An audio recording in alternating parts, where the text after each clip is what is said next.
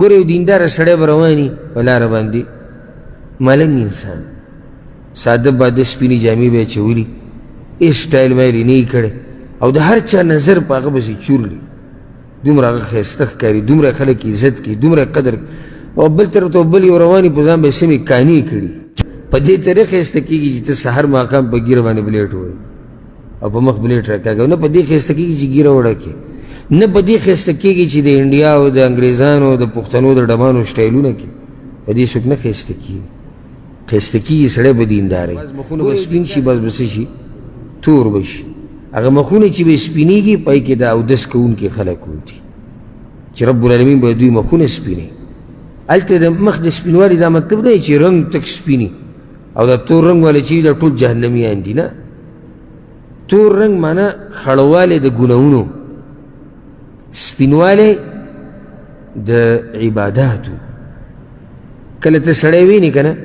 او غنم رنګی یا تور رنګ او د الله عبادت ډېر کې دا مخ یې سم پړه کېږي د افریقې والا کېږي که نه دینداره کس او سبحان الله چې هغه مخ ته وګورې یعنې پوزه به یې ښه غټوي شونډې به یې ښه غټي داسې نه چې ښایسته وي خو سبحان الله دې مخ کې دومره نوري چې که ته هغه ته هغه به تاله خوند درکړي او یو سپین لکه د انګریزانو ته وګوره دا اکثر سپین دي خو چې ورته ګورې دې مخ ته دې مخ کې نور برکت سیر نه وي سړي ته کله نه کله کرکه هم ورشي که نه ځکه چې بلکل د الله شان دی که نه د الله دا دین ډېر ښایسته دی چې کوم سړی دینداری او مسلماني هسې په سړي باندې خوږ لګي او دا بې مذهبه چې د کافر که دې هر څه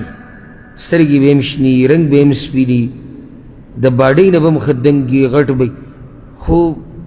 دا سترګې به د سړي نه خوږېږي او کرکه ته د سړي کېږي نو د الله دین دا چې په سړي کې راشي د څه شي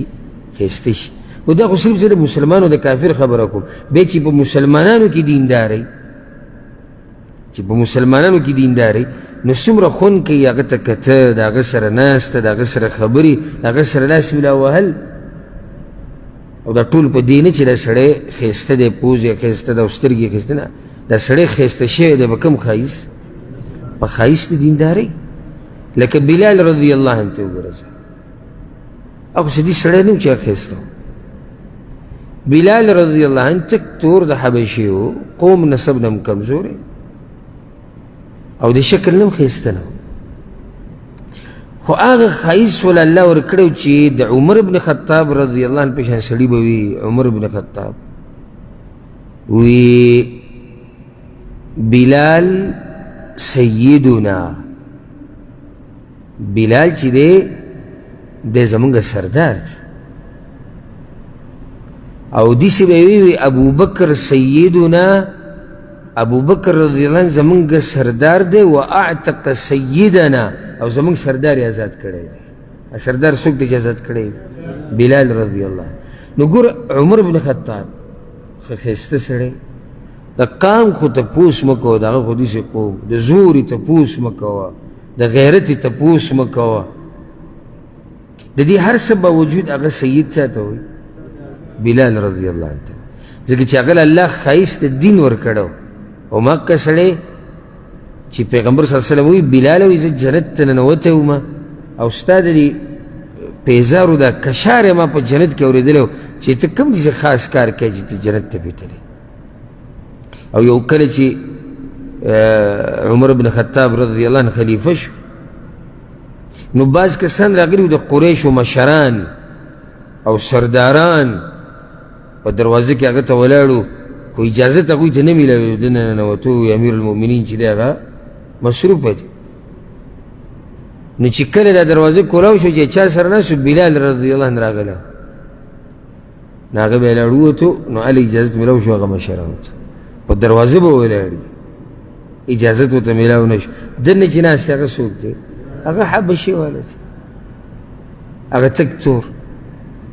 ښایست دا په کریمونو باندې نه راځي دا په سپین رنګ نه راځي په دې طریقه ښایسته کېږي چې ته سهار ماښام په ګیره باندې بلیټ ووایي او په مخ بلیټ راکاږي او نه په دې ښایسته کېږي چې ګیره وړکې نه په دې ښایسته کېږي چې د انډیا او د انګریزانو د پښتنو د ډمانو سټایلونه کې په دې څوک نه ښایسته کېږي.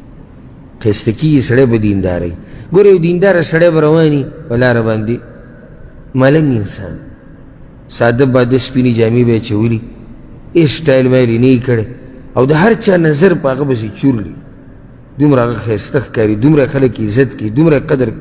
او بل طرف ته بل یو رواني په ځان به یې سمې کانې کړي څوک ورته ګوري نو که ګوري نو دې دپاره ورته ګوري چې د تعجب او د خندا په طور ورته ګوري چې دا لا پکې کومه بلا روانه ده که نه داسې نه وي نو ښایست ټول ښایست په څه کې دی په دین کې الله دې موږ د دین په ښایست باندې ښایسته کړي. څه ګوره چې ته چاردام کې او دس کې آخرت کې به ښایسته وي. او یو حدیث کې داسې هم راځي چې رب العالمین هغه اندامونه په اور باندې حرام کړي دي کوم چې په اودس کې انځلی کېږي دا په اور باندې حرام شوي دي. او ځکه یعنی کله چې مړی لامبولی کېږي نو مستحب طریقه دا ده چې بیا د هغه په هغه اندامونو باندې خوشبو ولګولی شي چې کوم اودس اندامونه دي ځکه چې دا اندامونه معمولي خو نه دي که دا عرش والا ته ټیټ شوي دي عرش والا دپاره دا په ځمکه باندې لګېدلي دي نو چې دومره دې اندامونه کوي دې تندي ته وګوره دا څومره عزتمند ځای دی که نه انسان په ټول بدن کې عزتمند ځای کوم یو دی هغه تندی دی ځکه الله د ابو جهل باره کې ویلي هم دي لنصفعا بالناصیه الله وایي موږ به دې تندي نه راونیسو دا دروغجن تندی نو تندی دروغ وایي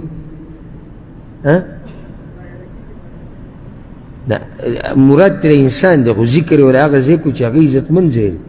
نو الله ذلیله کو چې هغه عزتمند ځای ته ولا څه ووایي دروغجنې ورته ووایي نو تندی په انسان کې عزتمند ځای دا تندی ته راوالې په خاوره باندې کېږي الله ته دا تندی ته په ورځ کې څو پیرینځي دا مخ ته څو پیرینځي نو الله سبحانه وتعالی هو غیرتي باچا دی